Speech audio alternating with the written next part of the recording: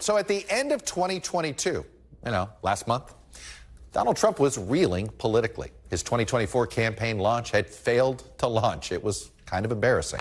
His influence and presence was being blamed for the GOP's lackluster midterm performance.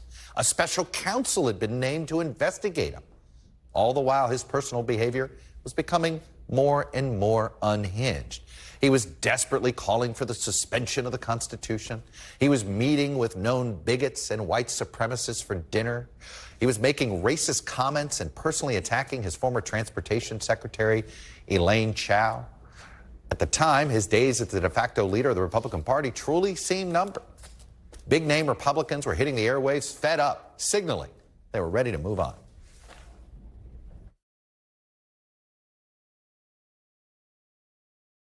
First, let me just say that there is no room in the Republican Party for anti-Semitism or white supremacy.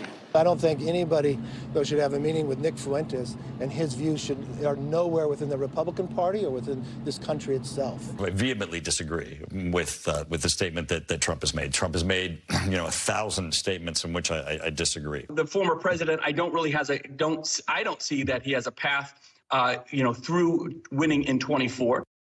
Well, that was way back last month. So where are we just a few weeks later? Donald Trump's position inside the party seems significantly less in peril. What a difference 6 weeks makes. The political punch of the classified document investigation has been muddied by a second special counsel appointed to probe President Biden's handling of some sensitive information. And on top of that, revelations that Donald Trump's own Vice President Mike Pence also had classified information at his residence. Mr. Trump has regained his most powerful megaphones, being allowed back on mainstream social media sites like Twitter and Facebook. The Trumpiest Republicans in Congress have been given outsized influence by House Speaker Kevin McCarthy, who had to curry their favor to become Speaker. And by the way, who did McCarthy thank first when he became Speaker? Donald John Trump.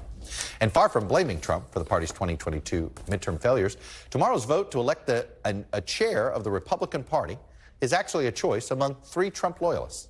And his own handpicked chairwoman is maybe the least Trumpy of the bunch. So what changed? Has Trump actually gotten stronger these last few weeks? Have Republicans again surrendered to the fear of fracturing the party over him? Are our politics simply stuck in this entrenched partisan warfare that has defined the last half-decade? None of these are insignificant questions, especially when it comes to a major party's path forward and what it means for our politics in general and for the most divisive and perhaps resilient figure in modern political history. Joining. Thanks for watching our YouTube channel. Follow today's top stories and breaking news by downloading the NBC News app.